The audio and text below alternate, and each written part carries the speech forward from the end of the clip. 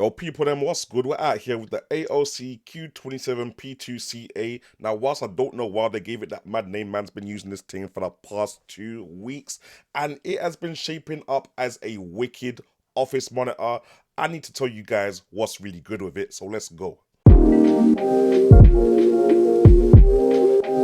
Now, obviously, big shout out to the guys at AOC for sending this down for review. I just want to show you what's in the box real quick. You've got the monitor, you've got the arm, you've got the stand, you've got a USB-C to A cable, which has a USB-C adapter, HDMI cable, and you got the display port thing as well as this weird little CD thing where no man has a CD player nowadays. Now, setting up the monitor itself was pretty much bog standard. You've got VESA mount compatibility at the back, but if you don't want that, you can use the built-in stand. Literally slot that into the back of the monitor and then slot the stand onto the bottom of the arm, and you're pretty much good to go, really. Now, it goes without saying that one of my favorite things about this monitor is the port selection. On the back, you got 2 HDMI ports, 1 display port, 3.5mm for audio. You got a USB-C port that literally does everything, fam. I'm talking 65-watt PD fast charging to make sure your laptop, tablet, whatever you're connecting stays powered up. You got USB hub functionality as well with the other 4 USB ports on the monitor, so that's connecting your mouse, keyboard, web camera, microphone, headset, and you also got display port out too, fam. So it's basically an all-in-one cable. Now, the screen's got quite a good range of maneuverability. Obviously, you got the swivel left and right, which is built into the stand rather than the hinge at the back of the screen itself. You've got the tilt sideways kind of thing, so you can tilt it 90 degrees, obviously, if you wanted this as a vertical screen, for example. And you've also got the flex up, flex down kind of thing. Let me just turn it to the side so you can kind of see that better. So you can flex it down or flex it up, kind of thing like that. And I think that's about it. Oh yeah, obviously, yeah. You got the up and down motion as well. Now, of course, it's an IPS display. We got to talk about the viewing angles, and there's no issues here. Let me cut it short.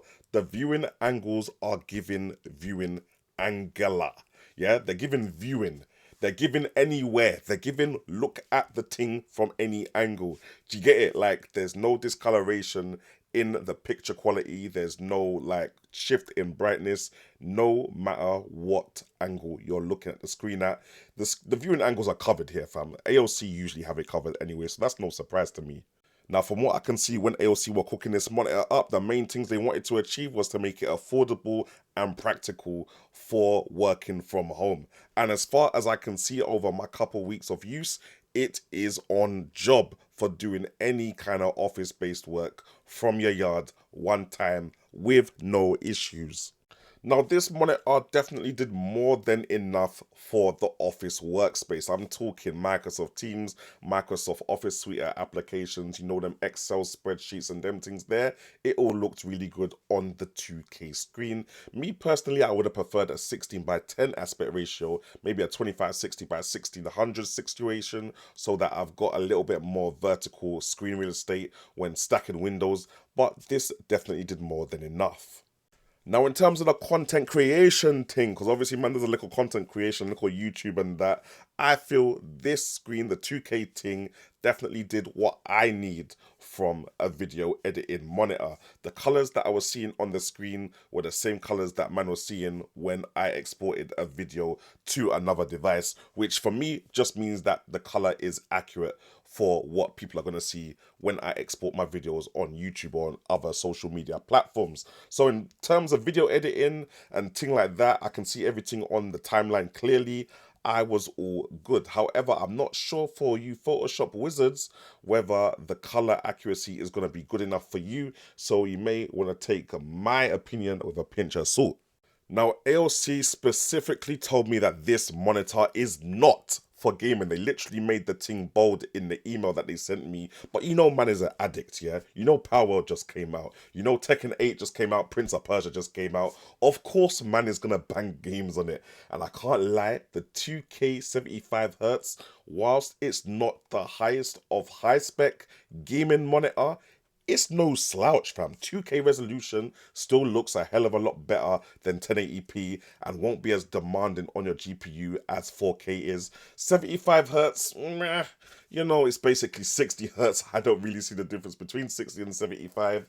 But playing a game like Power World, 2K 60 frames per second, more than enough for me. Yeah. Same with Prince of Persia 2K, 60 frames per second, more than enough. And you know, fighting games like Tekken only go up to 60 frames per second anyway. So for those three games in particular that just came out, I was having the time of my life on this little 2K monitor doing my thing. And I know it's not a specific gaming monitor that esports warriors will want. They'll want the 240 hertz kind of stuff. But for a simplistic person like me, definitely more than enough to get a couple of games going on when you're supposed to be working from home. Oh, guys, I don't believe I've mentioned the fact that it's got speakers built into the monitor itself, fam. Like, they're not the best speakers. Like, they're not room filling. They've not got any, like, full range sound. There's definitely no bass there. But I guess if you don't have anything, it's better than nothing. Like, if you don't have a headset or stuff like that, yeah, it's good. Anyway, here's a little sample of what it sounds like. With today, we got a Viper V3 hyperspeed gamer mouse for the esports warrior thing.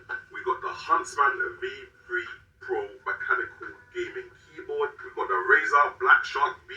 Yeah, people, them, I can't lie, this might have to be my favorite monitor for working from home or in the office. If they were to get these for me at work in the NHS, if everyone had one, I would be living. I would actually be living. What, you're telling me you can use this monitor in a portrait orientation to get more on the screen, vertically kind of thing. If you want to plug in a USB-C cable to your laptop and directly to the monitor itself, it automatically connects all the peripherals that are connected to the monitor, which means if I want to get up and go, I plug out one cable, put my laptop in my bag, and I'm gone. If I want to connect it, plug that same laptop back into the cable, boom, we're good to go kind of thing. It's nice, quick, fast. It's professional, isn't it? You get me? Man's very professional, as you can tell. And it just works for the content creation workloads as well.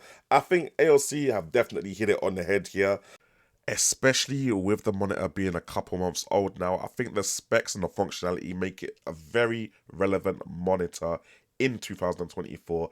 I don't think you can go wrong with making a purchase, unless obviously you're an esports warrior and you need 2 million hertz kind of frames per second on your monitor, and in that case you're obviously going to go and get a gaming monitor anyway. For me, I'd probably have a gaming monitor in the center, then I'd have this monitor on the side, portrait orientation, so that when I'm editing that Instagram content in a 9:16 thing, I'll have the preview all up on the monitor, nice and crisp, and I'll have the timeline on my main monitor in the middle.